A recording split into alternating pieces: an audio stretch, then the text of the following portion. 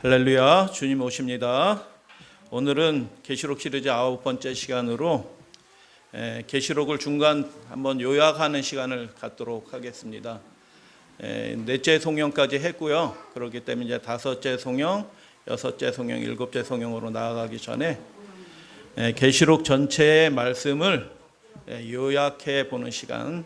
제목은 계시록에 핵심적인 두 가지 질문이 있다.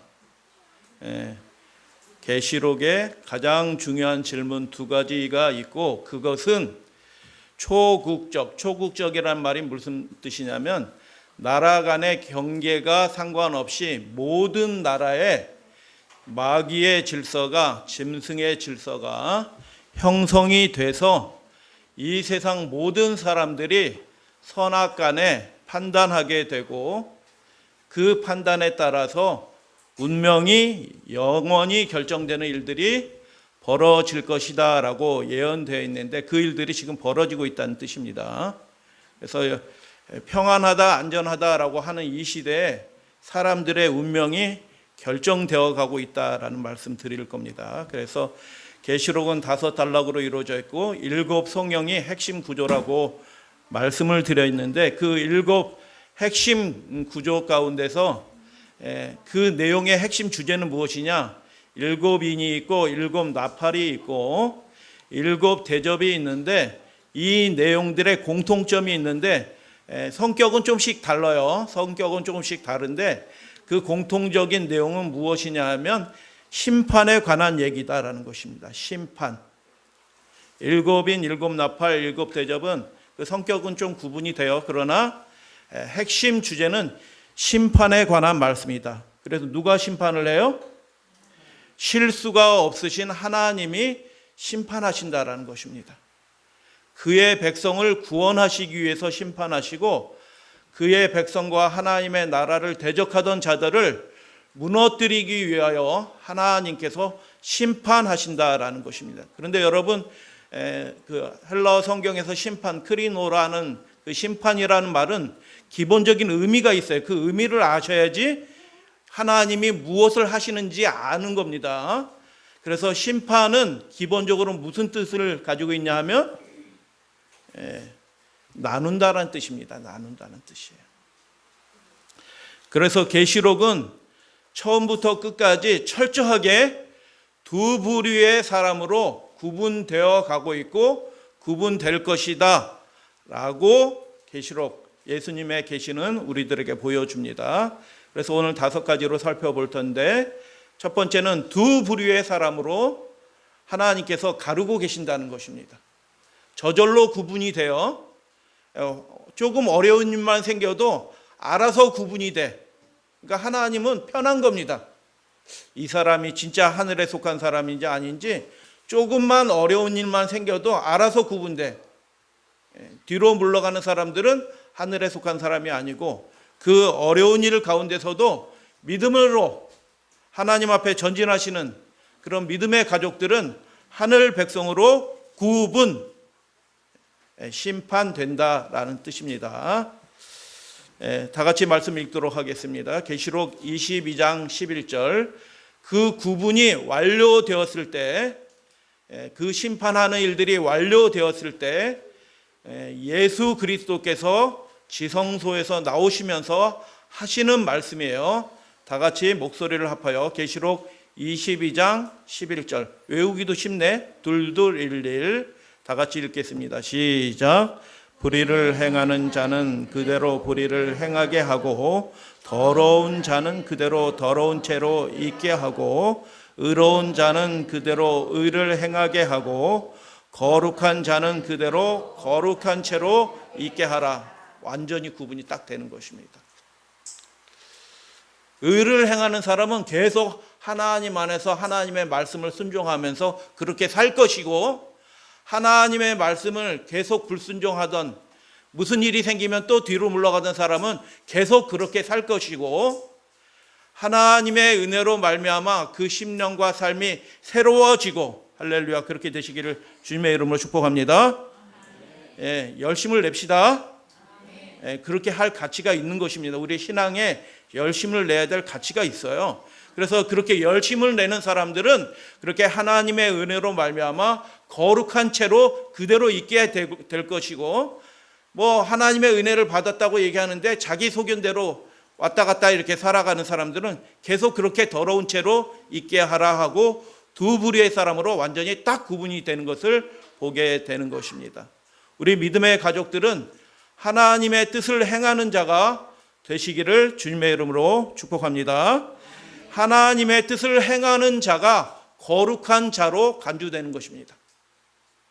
누가 거룩한 자로 간주된다고요?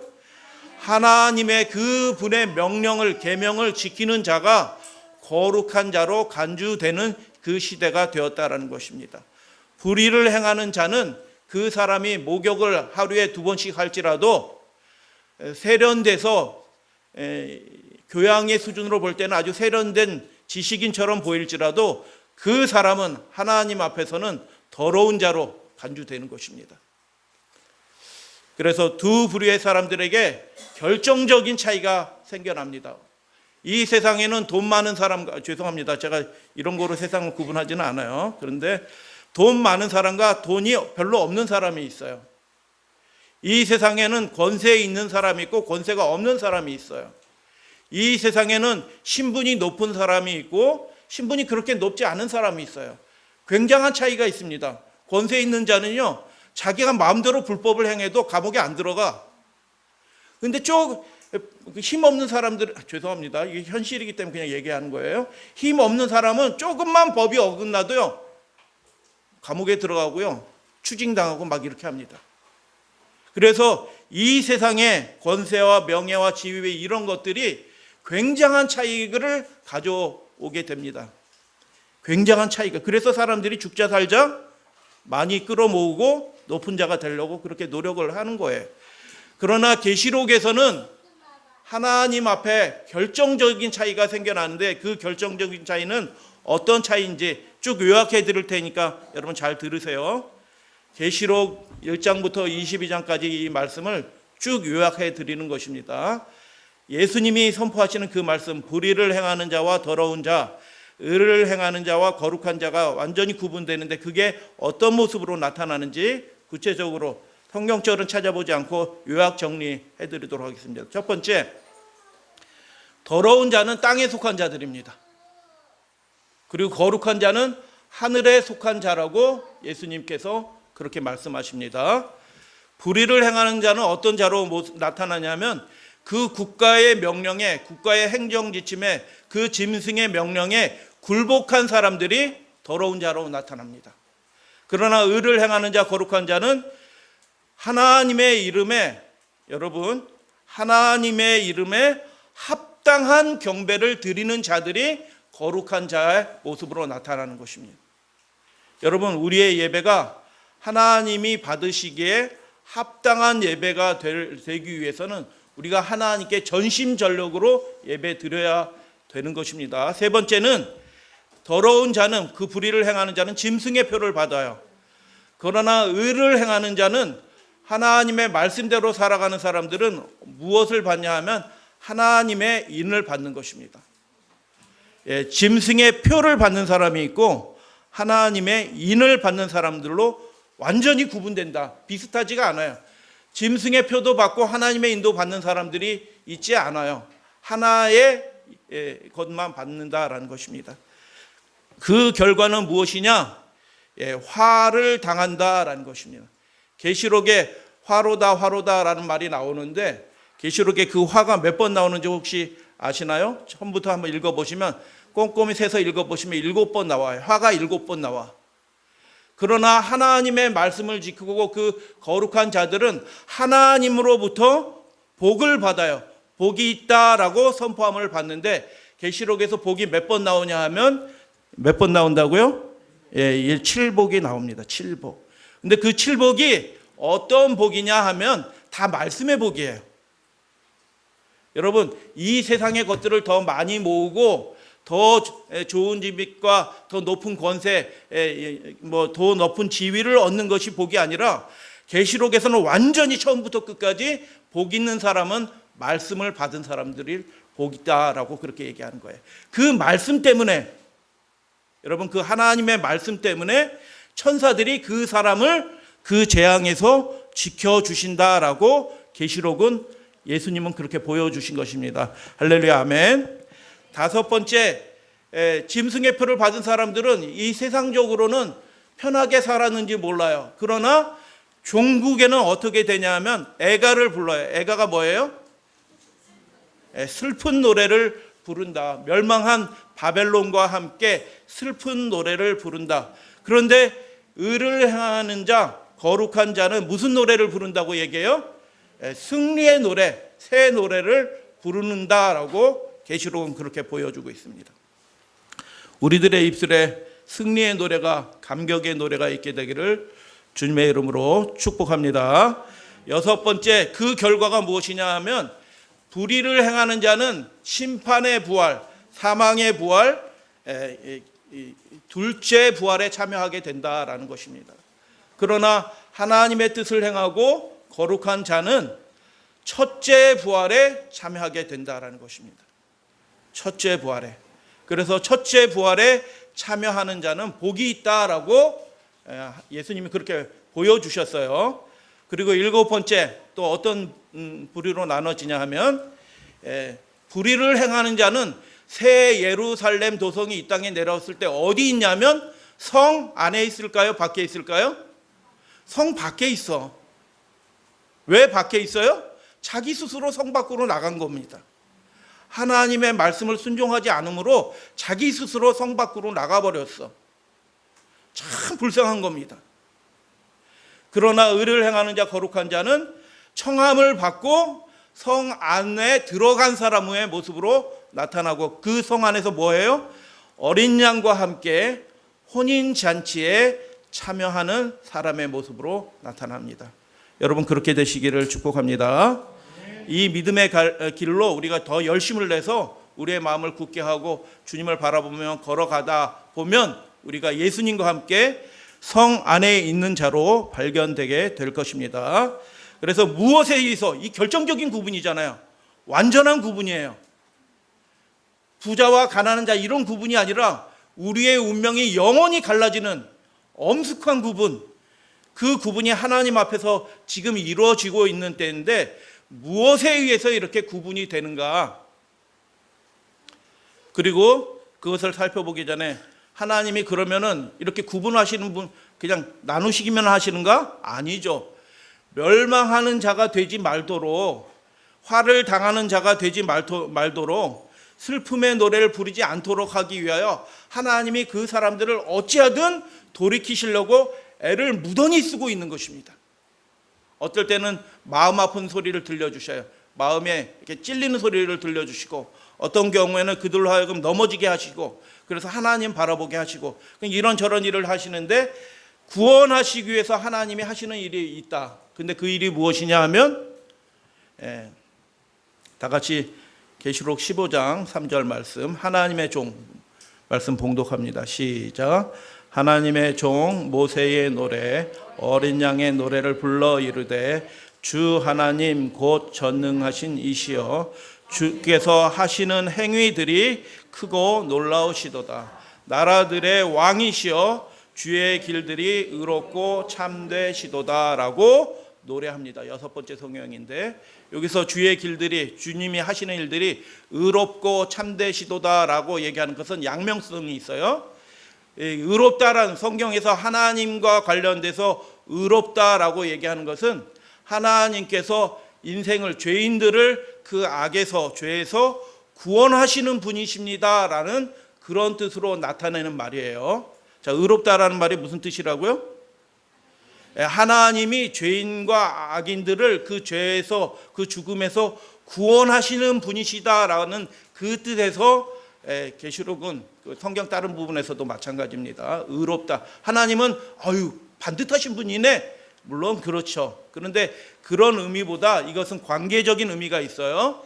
그래서 구원하시는 분이시다라는 것입니다. 하나님이 구원하신 분이시다라고 이기고, 계시록 15장에 그 얘기가 나옵니다. 그 짐승과 그 이름의 수를 이기고, 어떻게 했다고요? 이기고 이긴다는 말을 영어 성경 살펴보면 정복자로 나와 있어요. 여러분, 우리가 믿음의 사람들이 당하는 사람들이 아니고 정복하는 사람들이에요. 공중의 권세 잡은 자, 마귀를 정복하는 자, 이 세상 권세를 정복하는 자의 모습으로 계시록은 나와 있는 것입니다. 할렐루야, 아멘.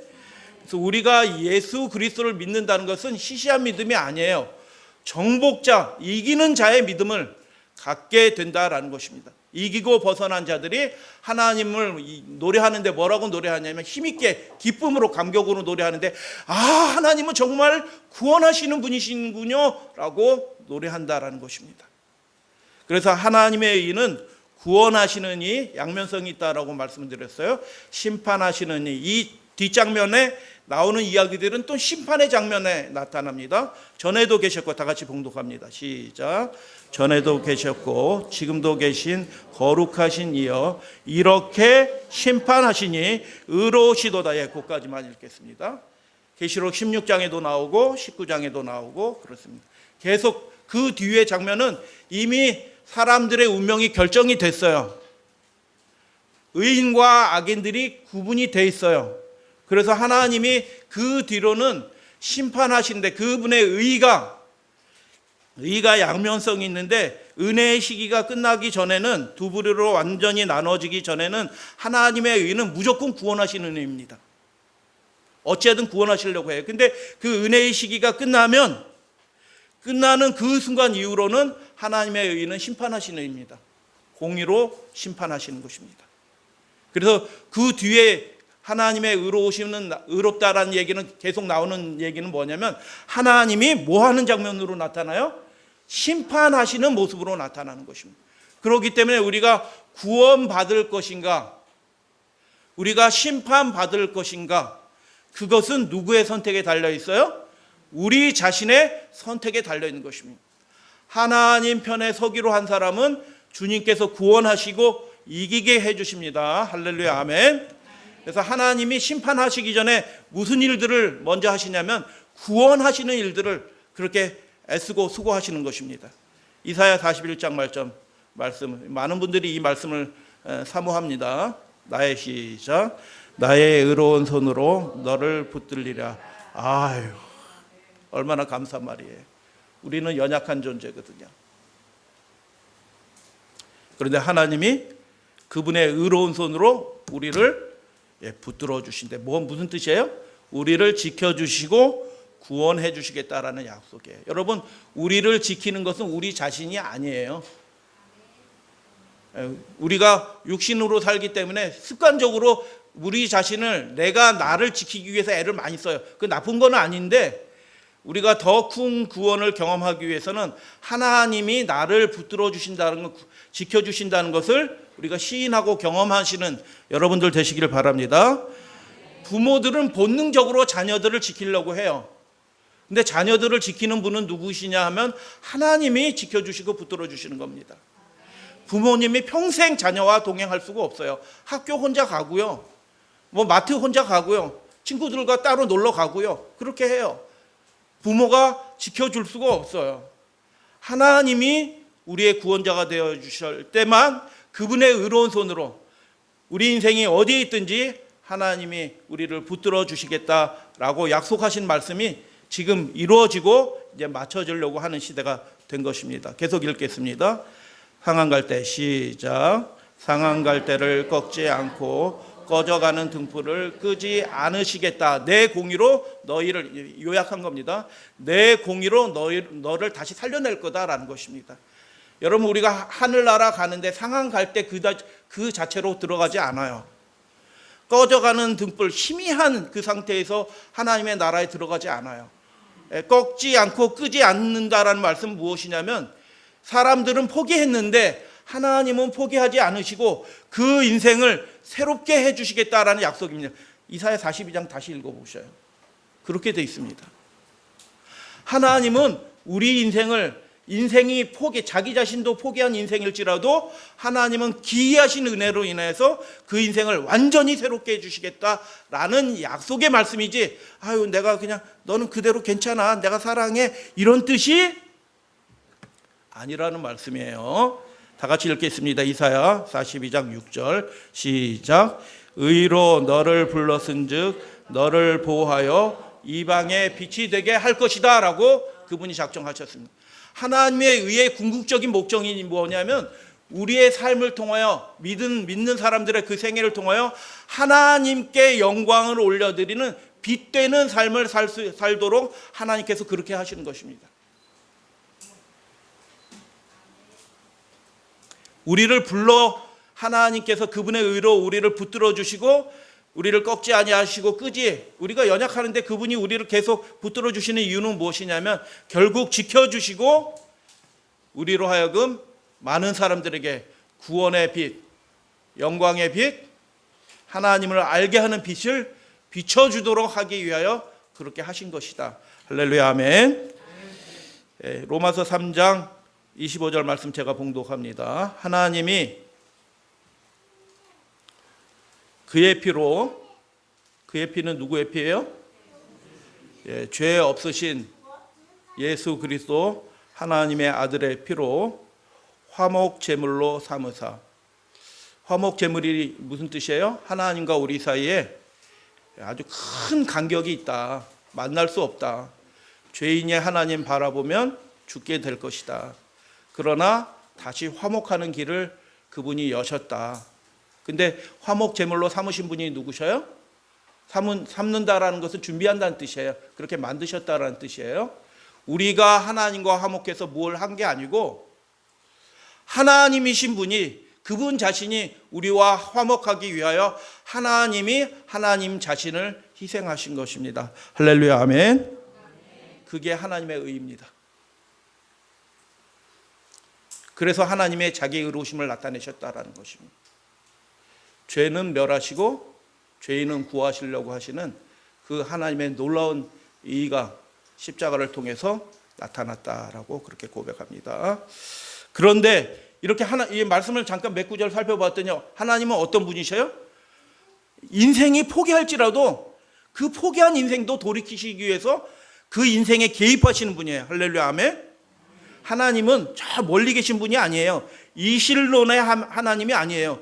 우리 인생에, 각 사람의 인생에 개입하셔서 그 사람의 생각을 바꾸고, 할렐루야, 아멘, 그 사람의 발걸음을 바꾸도록 하나님이 은혜 주시는 분이신데, 근데 계시록에 보니까, 아까 살펴보니까 7부류로, 완전히 2부류로 쫙 갈라졌잖아요.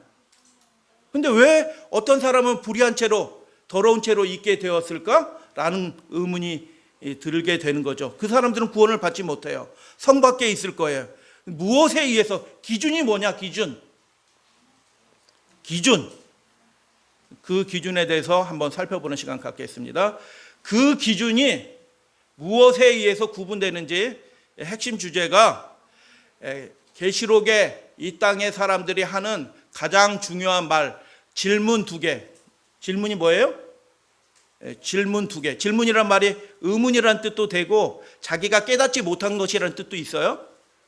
왜 질문해요? 모르니까 질문해요. 왜 몰라요? 깨닫지 못하고 있어요. 그러니까 그들에 의해서 나오는 그 소리는 하나님이 어떤 분이신지 잘 기억하셔야 돼요. 계시록에서 가장 중요한 질문이 2가지가 나와요. 그 질문 2가지는 하나님이 어떤 분인지 깨닫지 못했기 때문에 그들이 그런 질문을 하는 거예요. 그 질문을 보여드리면서 그 질문이, 그래서 계시록에 하나님이 심판하시는 가운데서 의로운 사람과 불의를 행하는 사람, 구원받을 사람과 그렇지 못한 사람들을 완전히 구분하는 그 질문을 2가지를 우리가 계시록에서 보게 되는 것입니다. 질문하면은 답변도 있어요. 그래서 그 2 질문 중에서 첫 번째 질문, 왜 멸망받은 사람들은 무슨 생각을 가졌기 때문에 멸망을 받았을까라는 생각입니다. 첫 번째, 멸망받는 불의한 사람들의 첫 번째 생각은 뭐냐면 누가 능히 서리오라는 질문이에요. 하나님 앞에 아무도 설 자가 없다, 두렵다, 뭐 이런 의미처럼 보이는데, 사람들은 우리가 죄인이라고 얘기합니다. 사람도, 이 세상 사람도 영적인 차원에서 죄인이라고 하지 않고 우리 속이 부패이기 때문에 우리 의지로 우리 자신을 통제하지 못한다, 뭐 이런 얘기들을 하고 심리학이 그런 얘기예요. 심리학적 결정론이 있어요. 그래서 평생 그 잘못된 인상을 받아서 평생 그것에 결정돼서 그렇게 살아간다라고 이야기하는 그런 사람들이 굉장히 많이 있어요. 그런데 하나님의 말씀은 우리의 인생이 결정되어 있지 않다라는 뜻이에요. 우리가 어떤 선택을 하느냐에 따라서 우리의 인생이 완전히 달라진다. 믿으시면 아멘. 우리가 어떤 생각을 하느냐에 따라서 우리가 완전히 다른 삶을 살 수 있다. 우리의 본성적인 악과 그 내면의 충동들이 실제로 있다라는 것도 우리는 시인하지만 그것들이 하나님의 말씀과 성령의 역사로 통제가 되고 새롭게 되는 일들이 하나님 안에서 있다라는 것입니다. 근데 이 말씀 누가 능히 서리오라는 말씀은 무슨 뜻이냐면 그게 안 된다라고 얘기하는 겁니다. 이 말은 그래서 불신의 말이에요. 하나님은 내가 의롭다, 내가 너를 붙들어준다, 내가 새롭게 할 것이다, 너로 빛을 삼을 것이다 라고 얘기하는데 그렇게 안 돼요. 뭐 목사님도 보니까 똑같던데요 라고 하는 생각이 들어오는 순간 그 사람은 사망의 잠식이 되는 것입니다. 하나님은 하실 수 있다라고 말씀하시는 것입니다. 수빈이 예배를 아주 잘 드리네. 우리 어떻게 이렇게 예배를 잘 드리게 됐나? 맨 처음에 올 때는 막 소리를 지르고 막 이렇게 했는데 아주 지혜로운 어린이, 예배 잘 드리는 어린이가 됐네. 축복합니다. 지금은 먹으면서 잘 이렇게 조용하고 있는데 이제 나중에는 안 먹으면서도 말씀을 잘 들을지어다. 축복합니다. 하나님이 전에 앞에 나왔으니 다 축복을 받으시리라 믿습니다. 여섯 번째 인을 떼실 때는 이제 마지막 종말의 상황으로 급격하게 들어가는 겁니다. 롤러코스터 이렇게 탈 때 쭉 올라가죠. 맨 꼭대기에 틱틱틱틱틱틱 해서 잠깐 멈춰서는 것처럼 보이는 그 순간이 여섯째 인을 떼십니다. 딱 해서 그 나머지 상황은 급격하게 종말로 들어가서 재림의 장면으로 이어져요. 근데 15절의 말씀을 보면 그들이 어디에 살고 있어요 지금? 어디에 있어요? 땅에 있다라고 얘기해요. 땅에. 그러니까 땅에 있는 사람들은 행복한 사람이에요? 불행한 사람들이에요? 불행한 사람들이에요. 자, 질문 하나 더 드려요. 임금들은 불행한 사람들이에요? 행복한 사람들이에요? 자, 질문 하나 더 드려요. 부자는 불행한 사람이에요? 행복한 사람이에요? 그런데 요 앞에 수식어가 중요한 거예요. 그래서 땅에 사는 이 세상이 전부인 줄 알고 그렇게 살아가는 임금들과 왕족들과 장군들과 부자들과 강한 자들과 모든 종과 자유인들이 불행에 떨어졌습니다. 영원한 심판에 떨어지게 된 것입니다. 그가 예수님이 재림하시는 그 징조들이 눈앞에 막 펼쳐지자 그들이 기겁하면서 오줌을 질질질 싸면서 바지에 왕인데 오줌을 바지에 막 질질질 싸 무릎이 막 녹아. 그렇게 된다니까요. 제가 말씀드렸듯이 제가 중학교 2학년 때 태평성대 내가 시험 잘 봤지 하고 했는데 엉뚱한 답안지 내가지고 3분 내에 그 답안지 다시 고쳐내느라고 오줌 쌌어요 바지에. 준비 안 되면요 예수님 오실 때 오줌 쌉니다. 그분의 영광스러운 보좌가 보이게 되는데 그분의 천사들이 보이는데 이 죄인들이 그걸 감당할 수 있겠어요? 안 됩니다. 그래서 그들이 비명처럼 외치는 소리가 기록이 되어 있는데 6장 16절에 우리 위에 산들과 바위들이야 떨어져라. 그래서 보좌 위에 앉으신 하나님의 그 얼굴에서와 어린 양의 진노에서 우리를 가려라. 그들의 진노의 큰 날이 이르렀으니 누가 능히 서리야 못 쓴다라고 얘기하는 것입니다. 땅의 임금들 해서 자유인들까지 모두 몇 부류의 사람이에요? 6부류의 사람이에요. 모든으로 해서 종과 자유인이 한 부류의 사람이에요. 6부류의 사람이에요.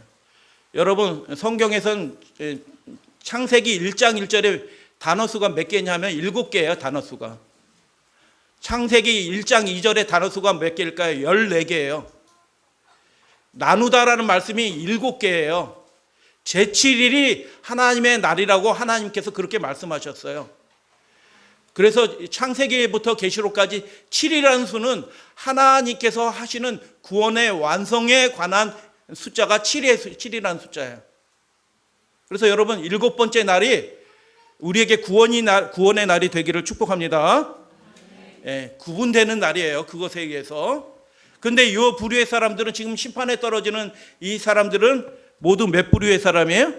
6부류의 사람이에요. 왜 6이 되었을까?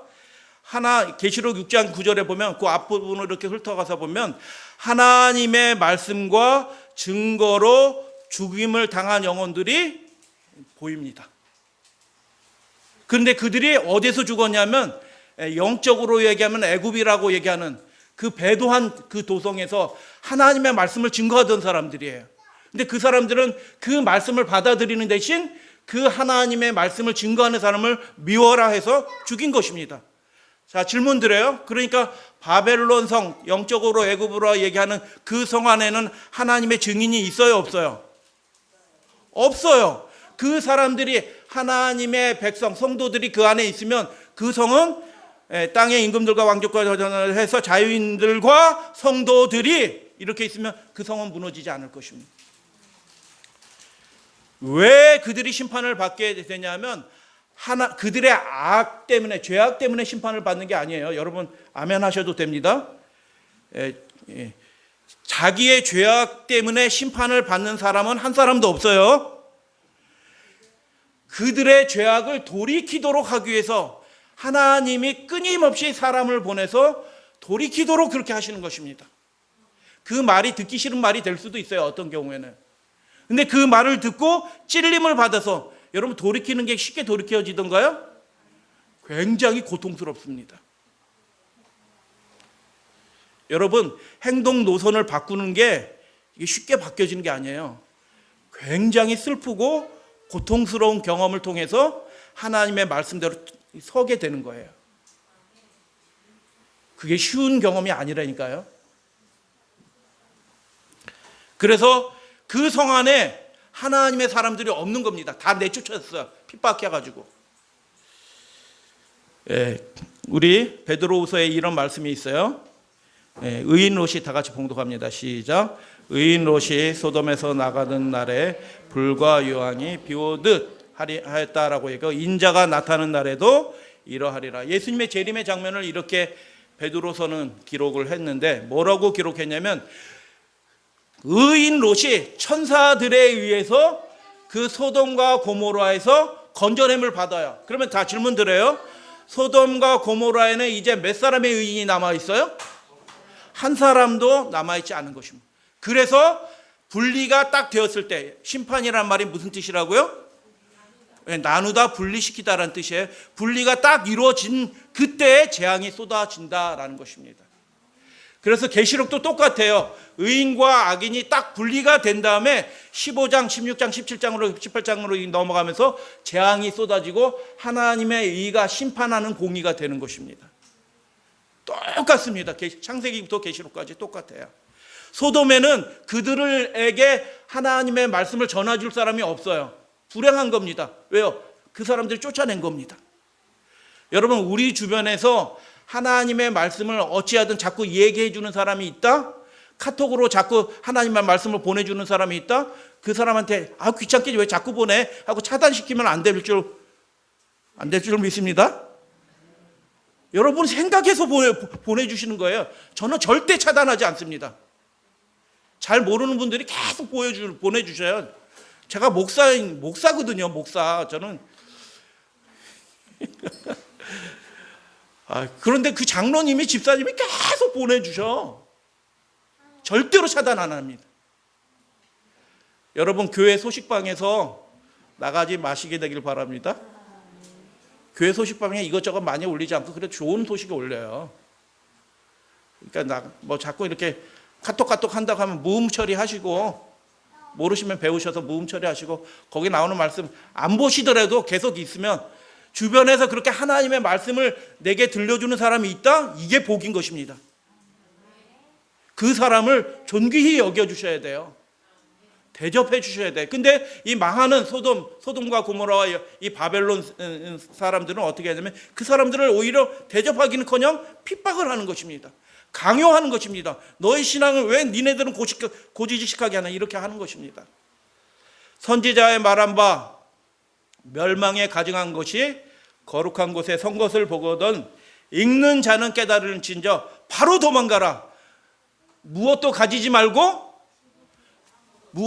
겉옷도 가지지 말고. 이 말이 무슨 뜻인지 설명드렸어요.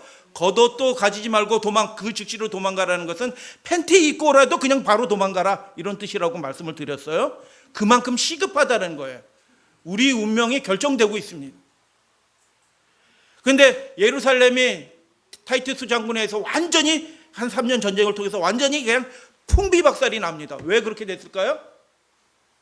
예루살렘 사람들의 그 죄악과 예수님을 십자가에 달려 돌아가시는 그 죄악 때문에 그 심판받는 게 아니에요. 그들을 그래도 예수님은 그 이후에도 지켜주시려고 성령을 부어서 그들을 돌이키시려 하신 것입니다. 할렐루야, 아멘. 근데 그럼에도 불구하고 그들은 믿는 자들을 핍박하기 시작했습니다. 예루살렘에부터 핍박이 일어났다라고 사도행전은 기록합니다. 그래서 그들이 피하게 되는 것입니다. 하는 수 없이 피하게 돼. 그러니까 예루살렘에는 믿는 사람이 있어 없어? 예배는 드려, 여전히 안식일날 예배는 드리는데 예루살렘에는 진짜 믿는 사람은 한 사람도 없어요. 예수 복음을, 구원의 그 복음을 거절한 사람들만 남아서 거기서 예배 드리는 거예요. 마지막 시대도 똑같습니다. 그래서 예루살렘이 멸망하는 이유는 거기에 구원받을 사람이 한 사람도 없는 겁니다. 다 피했어요. 이거 말씀드리지 않겠습니다. 예수님이 답변하셔야 될 거 아니에요. 저희들은 안 되는 줄 알았어요, 이렇게 얘기하잖아요. 안 되는 줄 알았어요. 하나님은 해주시겠다라고 얘기하는데 어떻게 말씀대로 살아요? 형편껏 살아야지. 동의하시면 아멘? 안 넘어가시네 이제. 형편껏 사는 게 아니고 말씀대로 살아갈 수 있다니까요. 예수님이 대답하시는 장면이 바로 그 6장 다음에 나오는데 9절 말씀 읽겠습니다. 7장 9절. 이일 후에 시작. 이일 후에 내가 보니 각 나라와 족속과 방언과 백성에서 아무도 능히 셀 수 없는 큰 무리가 나와서 흰 옷을 입고 손에 종려 가지를 입고 승리 보좌 앞과 어린 양 앞에 뭐 해서? 서 있는 사람들이 보인다. 그들의 공통점이 있어요. 인침을 받은 사람들과 셀 수 없는 무리들이 구분되는 것으로 보여요. 그러나 그 믿음은 똑같습니다. 믿음의 수준은 똑같아요. 공통점이 있어요. 하나님 앞과 어린 양 앞에 서는 믿음을 가진 것입니다. 영광스러운 자리에 서는 것입니다. 그래서 공통점 살펴볼게요. 몇 가지. 14만 4천은 7장 4절에 보면 이스라엘의 각 지파 중에서 거기서 나온 사람들이야. 흰옷 입은 무리는 각 나라와 족속과 방언에서 나온 사람들이야. 구분은 되죠. 온 세상 사람들에서 나온 사람들이고 14만 4천은 그 민노라라고 얘기하는 사람들 가운데서 나온 사람들이야. 구분되죠. 어떤 분들은 자꾸 똑같다고 우기는 분들 계셔요. 구분됩니다. 군대예요. 하나님의 군대고요. 그 군대에 참여해서 함께 이기는 자예요. 계시록 15장에 보면 이 흰옷 입은 자들은 이긴 자예요. 정복자들이에요. 흰옷이 저절로 주어지는 게 아니고 예수님 저 믿어요 한다고 저절로 주는 게 아니고 믿음으로 그 믿음을 행사해서 이기게 하나님이 도와주셔요. 그 이긴 자들에게 주어지는 옷이 그 흰옷입니다. 교회 다닌다고 다 흰옷 주는 게 아니에요. 말씀대로 사셔야 됩니다. 담임 목사가 흰옷을 못 줘요. 담임 목사한테 충성하실 필요 없어요. 저를 미워하라는 얘기는 아니에요. 사람에게 충성하지 마시고 우리를 위해서 죽으신 예수님께 여러분 충성을 다 하셔야 됩니다. 그 사람들에게 흰옷이 주어집니다. 14만 4천은 편만한 배대. 세상 사람들이 다 대충 살고 민노라고 얘기하는 사람들도 대충 살아요. 그러나 이 사람들은 그 배도 가운데서도 순결하게 살아가는 사람들이다라는 것입니다. 흰옷 무리도 그래서 영적으로는 공통적인데 그 어린 양의 피에 그 옷을 씻어서 어떻게 했다고요? 희재하였다. 그러니까 그들이 구분은 되는데 믿음의 수준이 어떻게 해요? 더 떨어지는 사람들이 아니에요. 똑같은 믿음으로 하나님과 어린 양에게 연합한 사람들이다라는 것을 보게 되는 것입니다. 그래서 하나님의 말씀과 그들이 가진 증거로 죽임을 당하기까지 합니다. 그들은 하나님의 말씀을 증거합니다. 그래서 그들은 공통적으로 한 말씀을 요약하면 하나님의 말씀과 하나님의 계명을 지키고 예수의 증거를 가진, 예수님의 예언을 가진 하나님의 군대들이다라는 것을 보게 되는 것입니다. 두 번째 생각 살펴보도록 하겠습니다. 누가 능히 싸우리요? 우리 안 돼. 그 어떻게 국가가 명령하는데 따라야지. 어떻게 그렇게 못해. 라고 또 미혹당한 사람은 이거 다 살리려고 국가 복원을 위해서 하는 건데 무조건 따라야지. 뭐 이런 식의 예배를 드려. 이런 소리를 누가 하는 줄 아십니까? 재림교회 목사가 얘기합니다. 진짜예요. 재림교회 목사들이 이런 얘기하는 분들이 있어요. 이런 시국에 어떻게 모여서 예배를 드리냐. 각자 예배 드리고 온라인 예배 드려야지. 여러분, 그 목사는 심판받습니다. 보십시오. 하나님이 전하라고 하신 말씀이 아닌 그냥 자기 생각을 마음대로 전하는 사람들은요, 하나님께서, 우리 성도들은 그렇게 심판받지 않아요. 근데 말씀 맡은 사람들은 하나님이 심판하십니다. 두려운 일입니다.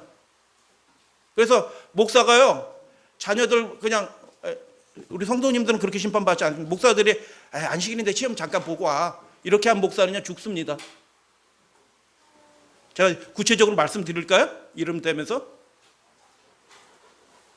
하나님이 그 목사들은 심판하십니다. 생전에 심판하셔요. 생전에. 하나님 살아계십니다. 능히 싸우려. 우리의 싸움을 싸워주시는 분은 누구셔요? 마귀를 이미 머리를 깨트려 버리신 예수님이 우리를 위해서 싸워주셔요. 근데 왜 우리가 못 이긴다고 그래? 안 된다고 얘기해. 왜 안식일을 못 지킨다고 얘기해? 불신입니다. 내 직업 때문에 안식일을 나는 일하러 가야 됩니다. 왜 그렇게 생각을 해야 돼요? 여러분, 의사들과 간호사들이 안식일을 범하는 게 합법적인 면허를 가진 것처럼 생각하시는 분들이 계셔요?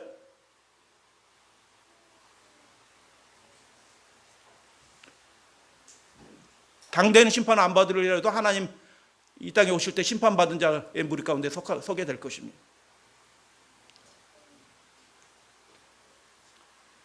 누가 이 짐승과 같으려? 이 국가의 세력을, 통치 세력들을, 통치자들을 두려워하는 겁니다. 그 국가의 병력, 벌금 매기고 감옥에 집어넣는다니까 막 두려워하는 겁니다.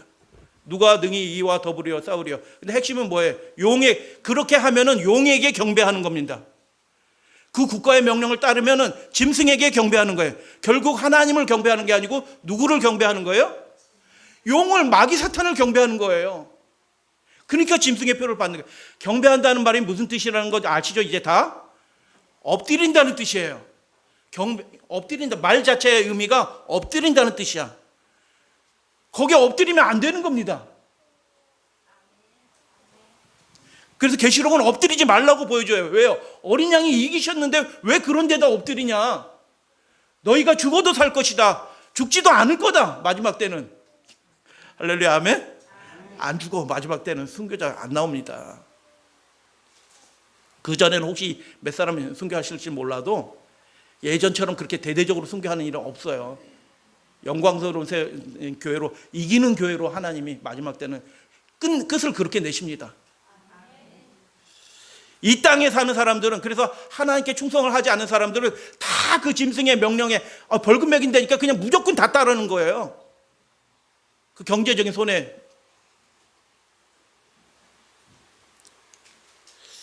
그래서 경배하는 것이다. 그런데 우리 온 땅이 다 같이 읽겠습니다. 시작. 온 땅이 짐승에게 경배하여르되 누구와 더불어 싸우리. 이렇게 얘기한 사람들은 구원을 못 받는 것입니다. 그 생각이 바뀌어야 되는 겁니다. 하나님과 함께하면, 예수님과 함께하면 이길 수 있다. 내 생애를 예수님이 책임져 주실 것이다. 내 통장에 잔고가 다 압수당하고 내 집이 압수당하고 우리가 그냥 처처에 그냥 기근과 같이 쫓겨나가는 그런 형편에 대할지라도 천사가 우리와 동행해서 하나님이 우리 인생을 책임져 주실 것이다 라고 믿는 사람들만 구원 얻게 될 것입니다. 제가 이 말씀은 예수님이 저에게 들려주신 말씀이에요. 새벽에 눈 뜨자마자 하는데 이 음성이 제게 들려왔습니다. 짐승의 표를 받는 거에 대해서 계시록 13장의 상황을 예수님이 저에게 들려주신 음성 그대로 제가 기도도 안 하고 받아 적은 게 이겁니다. 하나님의 계명을 어기도록 하는, 이렇게 3단으로 딱 이렇게 말씀을 주셨어요. 저게 눈 떠가지고 새벽 5시 눈 떠가지고 이렇게 하는데 이 소리가 확 들려왔어요. 하나님의 계명을 어기도록 하는, 범하도록 하는 모든 것이 사탄적인 것입니다. 아멘 하셔도 돼요? 그러한 사회 질서, 국가 명령, 체계, 행정 지침, 이 모든 것들이 사탄의 대리자인 짐승입니다. 그리고 그 질서에 순복하고 따르는 것은, 따르는 자들은 미혹해서 따르든지 아니면 두려워서 따르든지 결과적으로는 똑같아요. 짐승의 표를 받는 것입니다. 그러나 하나님의 백성들은 이기게 해주십니다. 생명책에 있는 사람들은 시인하는 사람들이에요. 뭘 시인해요? 하나님이 이기시는 분이라는 것을 시인하는 분이에요. 복음에 힘쓰던 동역자들이, 그 이름들이, 여러분 우리의 이름이 생명책에 이름이 기록이 되어 있나요? 어떤 사람들의 이름이 생명책에 기록되어 있는지 바울은 분명하게 기록했는데 힘쓰던 자들이 기록이 된대요. 함께 동역하던 자들이 이름이 기록이 된대. 근데 헬라어 말로는 아주 의미심장합니다. 쉬나들레요. 죄송합니다. 쉬넬고스. 쉬나는 게 뭘까? 이렇게 시너지 효과 할 때 시거든요. 예, 두 사람의 힘을 합쳐서 전혀 다른 힘을 내. 그게 시너지 효과라고 하잖아요. 그 시너지 할 때 그 시예요. 힘쓰던, 혼자 힘쓰는 게 아니고요. 함께 힘쓰는 겁니다. 여러분 그래서 혼자 혼자 똑바로 신앙하면 돼. 절대로 구원 못 얻습니다. 하나님 그 자체가 이미 하나님의 뜻이 아니야. 혼자 예배드리고 가정 예배 드리는 것으로 만족한다? 그건 하나님의 백성 아닙니다.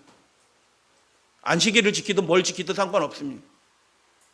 이 마지막 시대에 셋째 천사의 기별을 자는 자들은 예수 그리스도의 십자가에서 연합해서 그 일들을 함께 하려고 애쓰는 자들입니다.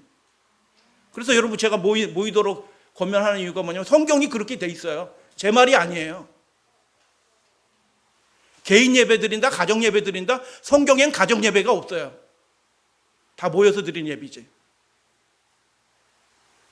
거짓말에 속으시면 멸망받은 자 함께 떨어질 것입니다. 그래서 여러분 가정 예배 드린다고 만족하시면 안 돼요. 생명책에 이름이 되지 못한 사람들은, 그렇게 함께 동역하기를 거절한 사람들은 다 짐승에게 결국 경배하고 지금도 경배하고 있는 거 모르시나요? 지금도 그렇게 경배하고 있어요. 두려움에 빠져가지고. 그게 하나님을 예배한다고 얘기하지만 실제는 그 예배를 누가 받아요? 용이, 마귀가 받고 있어요. 그 예배를. 초국적 배도의 질서에 굴복한 자는 생명책의 이름이 도말됩니다. 그래서 누가, 예수님이 답변하셔야 될 거 아니에요. 이 중요한 질문에 대해서. 두 번째 질문. 아유, 어떻게 싸워요? 근데 예수님이 대답합니다. 그 바로 다음 장이 똑같아요. 내가 보니 보라, 어린 양이 시온산에 섰고 그와 함께 14만 4천이 서 있는데 그들이 어떻게 해요? 어디로 인도하든지 따라가는 자, 순결한 자이다, 속한 자들아. 이 세 부류의 사람이 나오는데 구원받은 사람의 그 가장 선명한 특징이 뭐냐면 첫 번째 특징이 그거예요. 순결한 겁니다. 그 생각이 예수님의 명령에 의한 생각밖에 하지 않아요. 이렇게 해야 되나? 이런 헷갈리는 거 하나도 없어요. 순결한 자다. 이기고 벗어난 자들이 그래서 유리 바다 위에서 하나님의 검고 승리의 노래를 부르는 장면을 보여주십니다. 할렐루야, 아멘. 이기고 벗어난, 이겼어요. 못 이길 것처럼 보였는데 말씀대로 굳게 서니까 이겼어. 이기게 해주시는 겁니다. 구분이 언제 끝나는가? 땅의 임금들과 왕족들과 부자들과 강한 자들과 모든 종과 자유인들이 구분이 됐어요.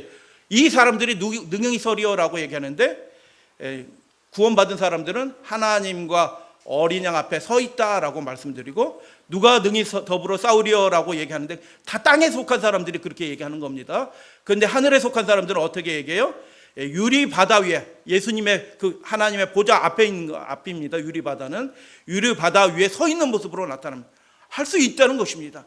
하나님이 그렇게 할 수 있도록 도와주신다는 것이에요. 구분이 최종적으로 끝납니다. 언제 끝나는지 잠깐 설명드리고 이제 말씀 마칩니다. 누가 능히 서리오라는 말씀이 언제 나오냐 하면 재림 직전의 장면의 모습으로 그렇게 되어 있어요.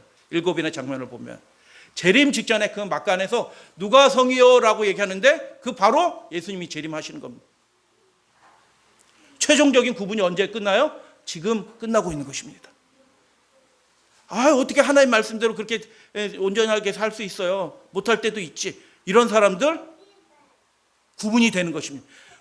어찌하든 하나님 말씀대로 살 수 있다라고 격려하고 고백하는 사람, 함께 모이기를 힘쓰는 사람들은 하나님의 인을 받고 어린 양 앞에 서게 될 것입니다. 할렐루야, 아멘. 나팔의 장면은 역시 나팔도 심판의 의미라고 얘기했어요. 이 장면은 어떻게 나왔냐면 나팔도 역시 재림의 직전의 장면에 이 이야기가 나타나는 것을 보게 되는 것입니다. 용과 짐승과 싸워요. 마귀의 세력과 싸웁니다. 그들이 이기는 자로 보여주시는 것입니다. 그래서 설명 안 드리고 넘어가겠습니다. 인침을 받는 사람들은 이마에 인을 친다. 단과 에브라임 지파는 안 들어갔다. 왜 안 들어갔는지 한번 식사 교제 나누면서 살펴보도록 하겠습니다. 살펴보세요. 그들은 여자와 더럽히지 않고 순결한 자다. 이마에 어린 양의 이름이 있고 아버지의 이름이 있다. 똑같아요. 흰옷 입은 무리가 있는데 흰옷 입은 무리들은 승리한 자다. 큰 환난에서 나온다. 큰 환난은 이기고 나오는 것입니다.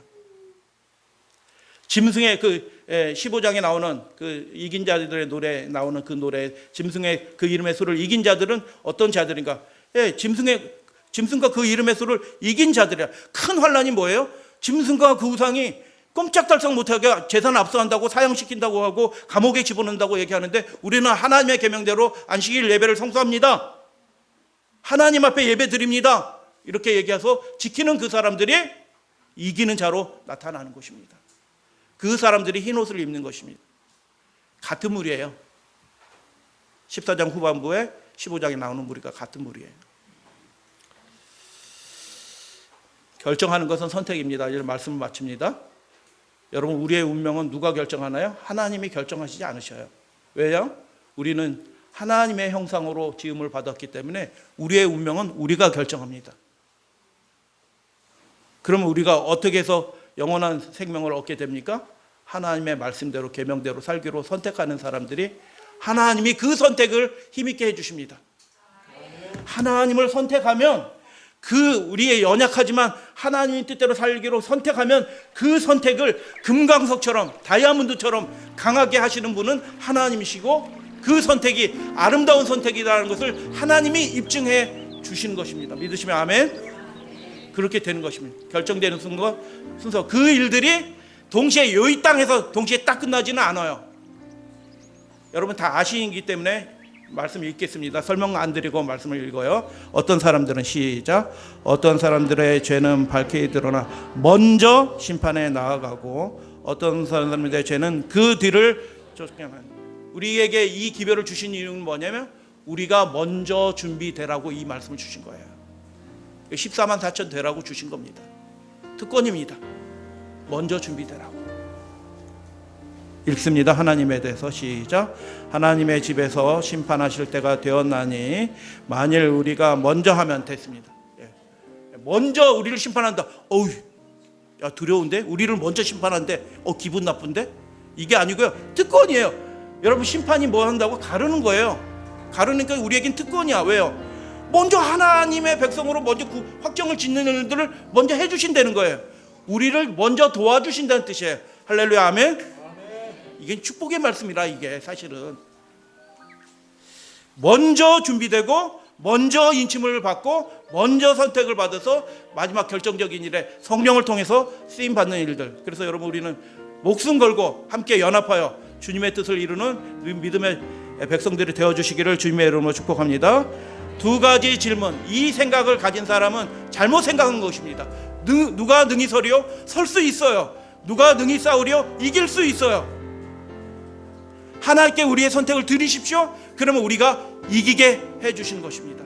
그 하나님의 말씀을 전하는 사람들의 그 기별을 거절하였기 때문에, 그들의 죄악 때문에 심판받는 게 아니고 하나님이 도와주시겠다라고 사람을 보내주셔서 그렇게 자꾸 말씀하는데, 그것을 거절하고 안 된다고 생각하고 그렇게 선택한 사람들은 결국 악인들과 마귀 천사들과 함께 멸망에 떨어진다라는 것입니다.